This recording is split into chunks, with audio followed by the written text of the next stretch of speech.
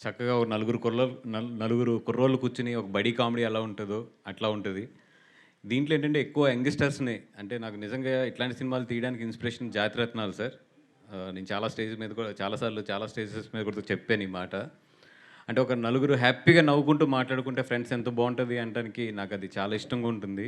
అందుకని ఈ సినిమానేంటంటే ఎక్కువ యంగ్‌స్టర్స్ విజయ్ తన చుట్టూ డైరెక్టర్ విజయ్ గాని, తన చుట్టూ ఉన్న మనుషులందరూ కూడా చాలా యంగ్‌స్టర్స్ అందరూ కూడా ఒక 25, 30 ఇయర్స్ లోపు ఉన్నవాళ్ళు మొత్తం అందరూ కూడాని.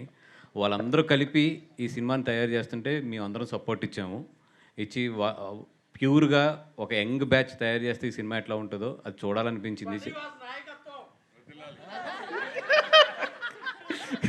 ఇది పాలకులు కాదురా, ఇది ట్రిపుల్ ఏ ఇది. సార్ ఎవరికండి ఆడికి పేమెంట్ ఇవ్వడం ఏంటి సార్?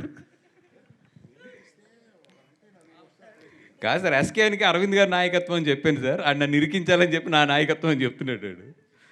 సో అంద ఒక యంగ్ బ్యాచ్‌ని పెట్టి ఇక్కడ సినిమా తీయాలనుకున్నాం. అండ్ దర్శి గారు అండ్ బెహ్రా గాని, విష్ణు గాని, మా రాగమయూర్ గాని, మా ఆవిడ గురించి అంత చెప్పక్కర్లేదు. నాకు తెలిసి మొత్తం ఇన్‌స్టా అంతా కూడా ఆవిడే ఊపుతారు మొత్తం.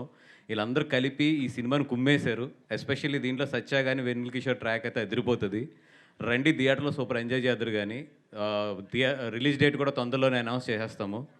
అండ్ ఇక్కడ నిజంగా నేను ముగ్గురికి స్పెషల్ థ్యాంక్స్ చెప్పుకోవాలి. అరవింద్ గారికి, మా జాతిరత్నాలు డైరెక్టర్ గారికి, అలాగే మా ఎస్‌కేఎన్‌కి. అంటే నీకు చెప్పాలా? సరే ఓకే. అది